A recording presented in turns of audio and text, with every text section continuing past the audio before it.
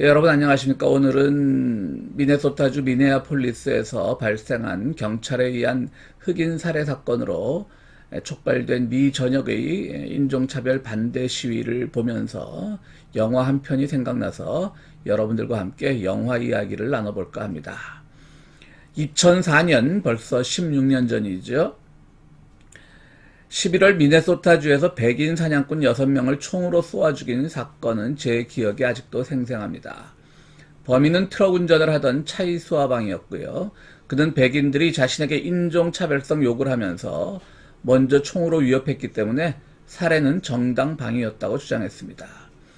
그가 사형 언도를 받지 않고 종신형으로 수감 중인데 미루어 보면 이 증언은 어느 정도 받아들여진 것 같습니다. 차이 수아방은 묘족으로도 알려져 있는데요. 바로 몽족 사람이었습니다. 그로부터 3년 뒤인 2007년 1월 위스콘신주에서 사냥을 나갔던 30세 청년 차방이 살해된 채 발견됐는데요. 그가 몽족이었기에 2004년 사건에 대한 보복이었을 것이라는 추정이 있었습니다.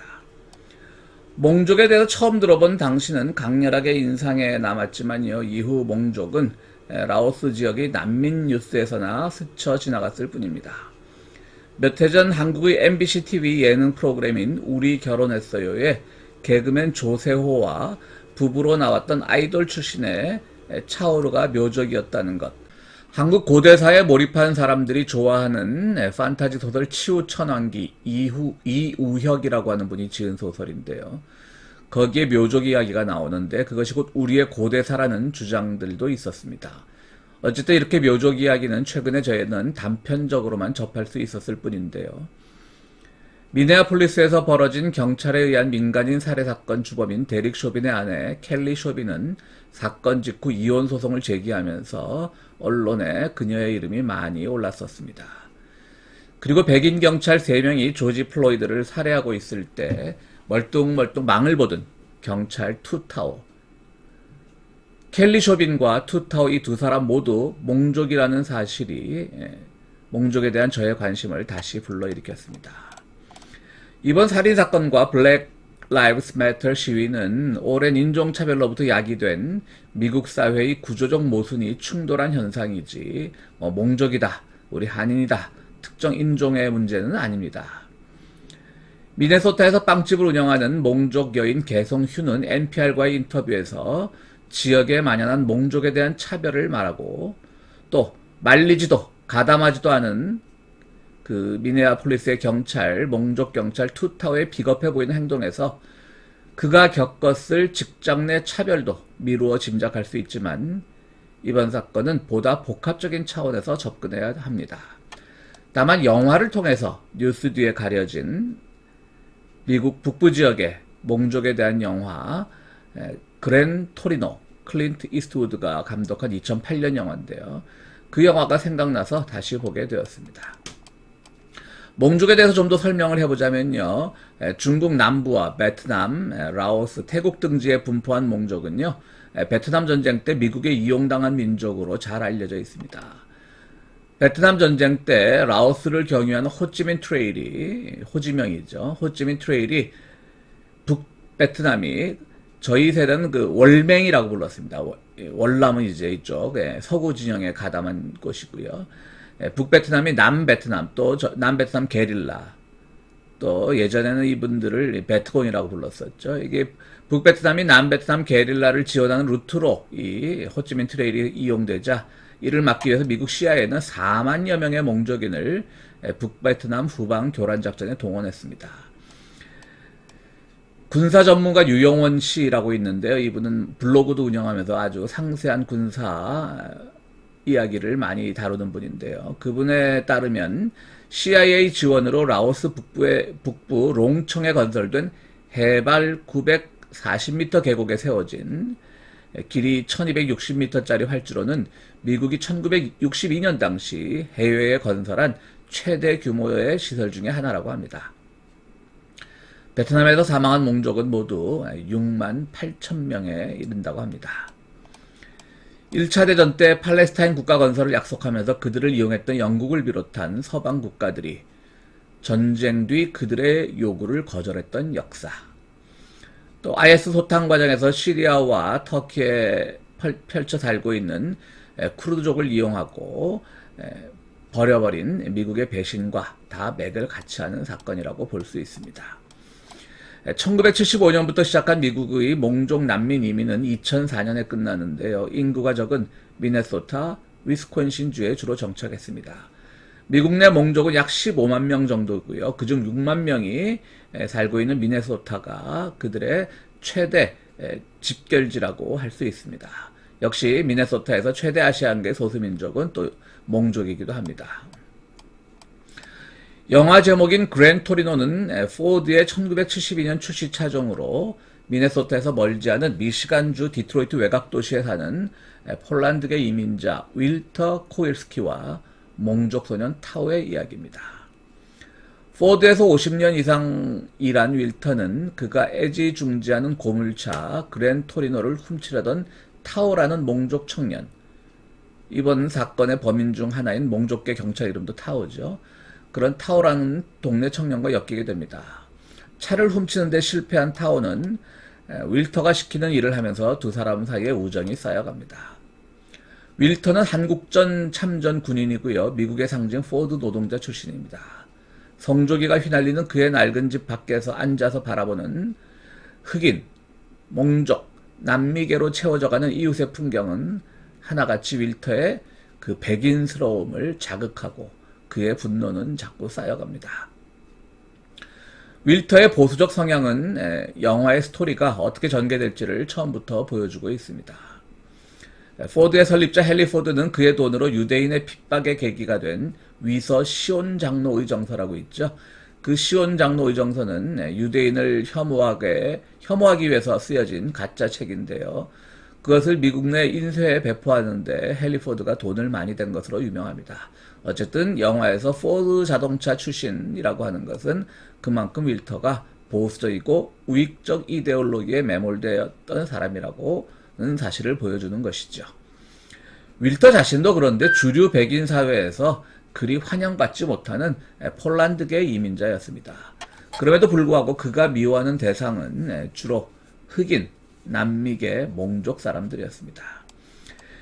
미국의 보수적 가치에 따라 성공한 윌터였지만 자동차 산업의 몰락은 그를 주변인으로 내몰고 한국전쟁의 훈장 그리고 오래된 그랜 토리노 자동차만이 그의 영광스러운 과거를 회상하는 도구로 작동합니다.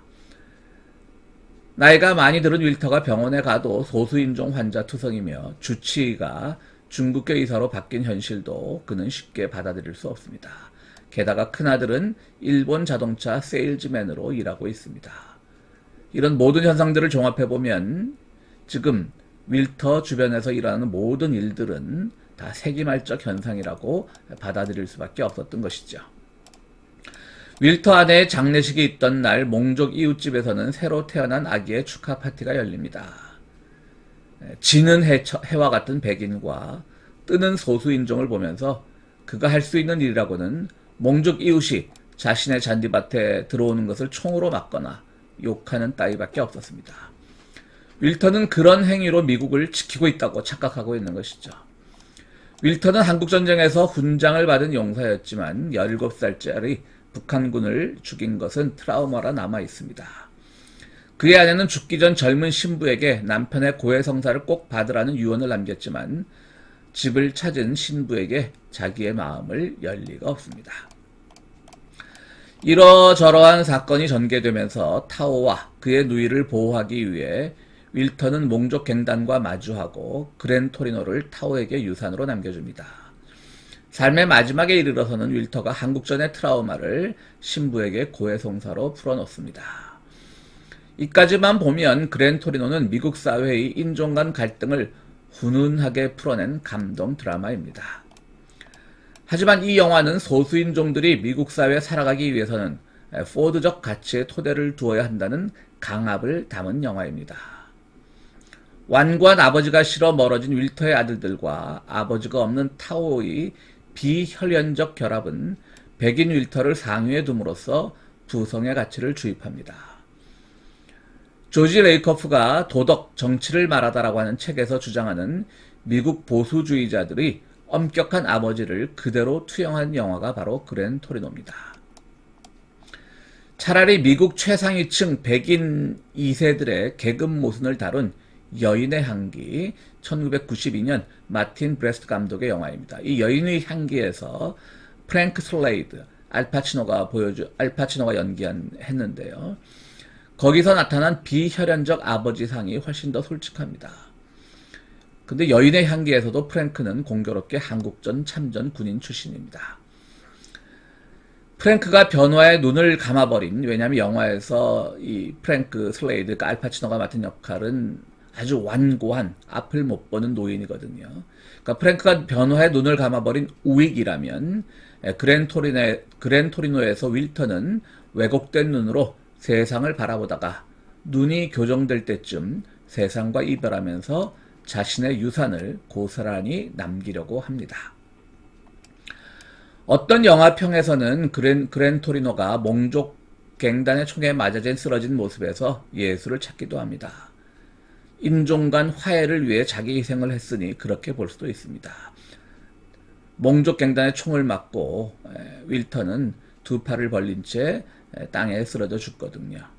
하지만 그가 예수라면 십자가에 달리지 못한 채 땅바닥에 누워버린 미완의 예수입니다. 조지 플로이드 사건에 대한 트럼프 대통령의 반성 없는 발언은 누구나 다 하는 분석이 지적하듯이 확장성을 포기하고 백인 표심만을 겨냥한 태도로 보이지만 동시에 시위에 참여한 백인들의 한계 또는 트럼프가 보기에 위선을 못 견뎌하는 백인들의 모습을 바라보는 트럼프의 잠재된 분노의 표출일 수도 있습니다. 적어도 트럼프는 호불호를 떠나서 자기 욕망에 충실한 사람인 것에는 모두 이견이 없지 않습니까? 조지 플로이드 사례로 촉발된 이번 시위가 예전의 비슷한 시위에 비교하면 참여하는 사람들의 태도가 전향적으로 바뀐 것은 사실입니다. 일부의 약탈, 1992년 LA 소요와의 비교는 이번 시위에 가지고 들어와서는 안 되는 격가지입니다. 격가지를 자꾸 소환하면 조롱 섞인 지붕 위의 한국인, 루프 코리안처럼 보수적 가치에 힘을 실어주게 됩니다. 이전에 비슷한 시위가 소당연의 성격을 지닌다면 이번의 시위는 소이연의 성격이 강합니다. 주작에서 소이연과 소당연은 이의 두 가지 측면으로 리라고 하니까 리죠, 이치. 이기, 이원론, 그거 할 때 리입니다. 이 소이연과 소당연은 이의 두 가지 측면으로 소이연은 자연스럽게 체득된 것이라면 소당연은 당연히 그렇게 해야 하는 윤리적인 측면입니다. 주작을 시작한 주희의 말처럼 소당연을 통해 소이연에 도달하여야 합니다. 다시 말해 이전의 시위가 인종차별에 반대해 공감하는 사람들이 윤리적 책무에서 참여했다면 이번 시위는 제가 보기엔 훨씬 더 자연스러운 것은 사실입니다. 반면 소이연은 윤리적 책무가 왜 필요한가를 따지는 근본적 원인에 집중합니다. SNS 세대답게 시위가 민주시민으로서의 의무를 넘어서서 삶의 자연스러운 표현이라는 성격이 짙게 나타난 이번 시위가 그래서 주류 백인들에게는 더 큰 공포일 수 있습니다. 물론 거기에는 또 단순히 조지 플로이드에 대한 폭력적인 살해 사건만이 작동한 게 아니라 그동안에 트럼프 행정부가 보여준 코로나 정책이라든가 여러 가지 독선적인 정책들이 이제는 남의 일이 아니라 백인 청년들, 백인 젊은이들이 자신에게도 다가올 수 있는 일이라는 것을 깨달은 데서 함께하게 된 배경도 우리가 무시할 수는 없습니다.